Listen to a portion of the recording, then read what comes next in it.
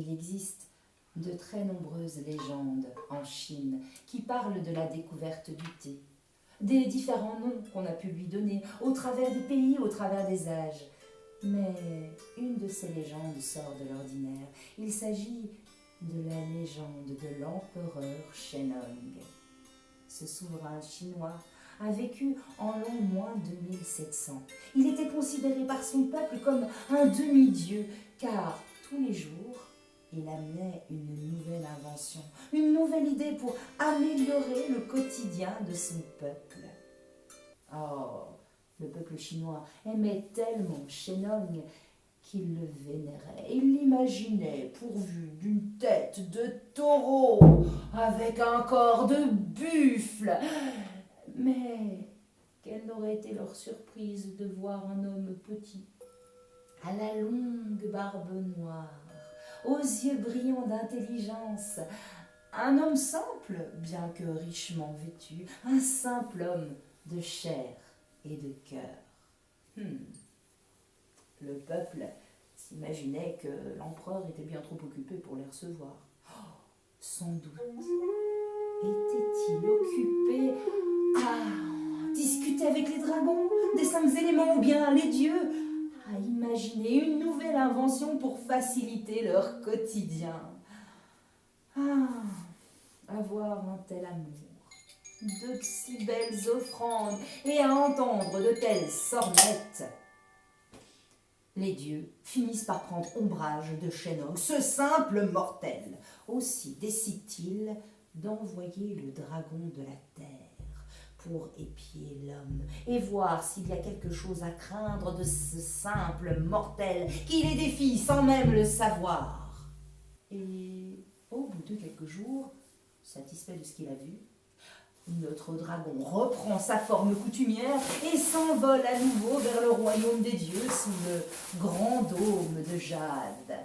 Là, il est prêt à rendre son rapport aux dieux. Il est surexcité, il est hors d'haleine. Oh, cet homme est une âme pure. Oh, il est tellement bon. Il est connecté à la terre, au ciel, aux éléments. Il mériterait d'être l'un des nôtres. Les dragons s'enthousiasment à cette idée. Oui, les dieux, en revanche, entrent dans une colère terrible. Quant à la déesse Nuva, reine des origines, elle refuse qu'une créature qu'elle a elle-même créée puisse un jour pénétrer à l'intérieur de son palais de cristal.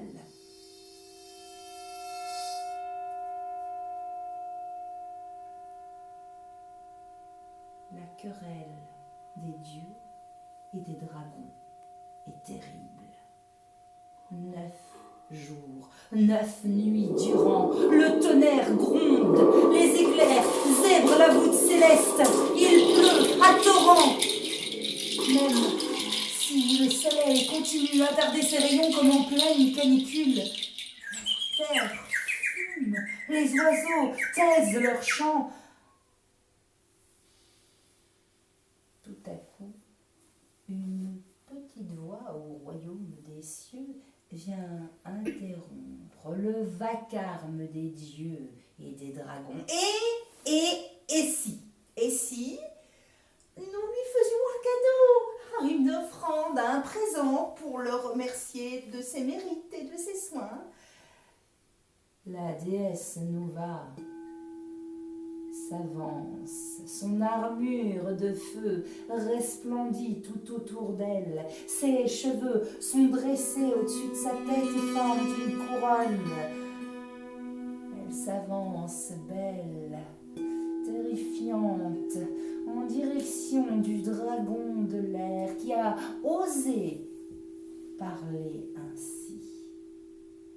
Et que suggères-tu comme cadeau? L'immortalité, sans doute, dit-elle de sa voix frémissante comme des vagues.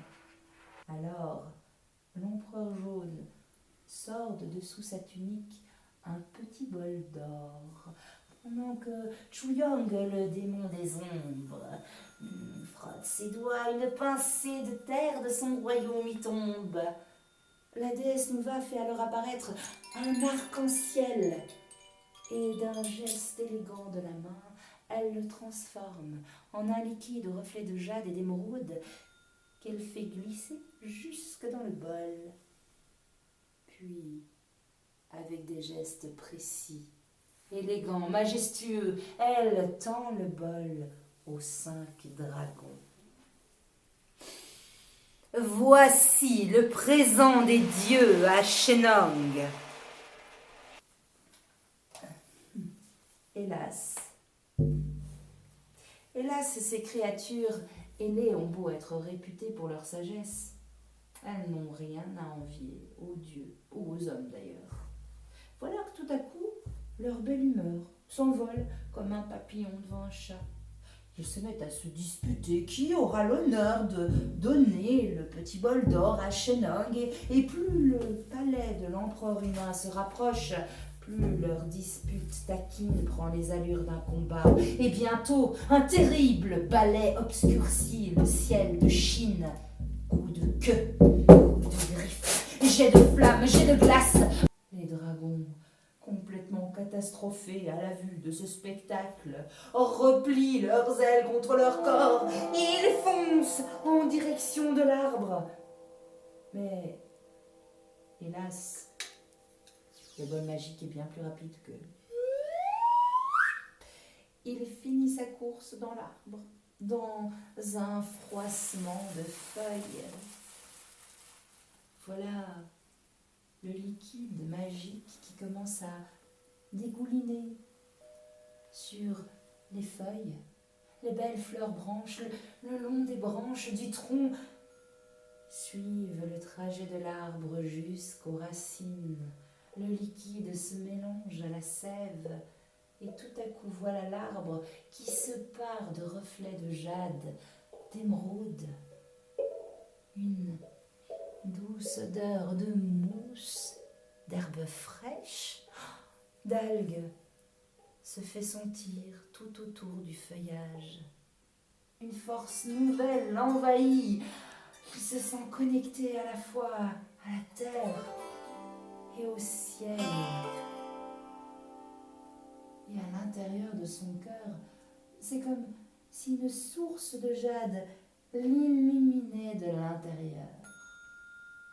Et c'est ainsi, dit-on, que fut le premier.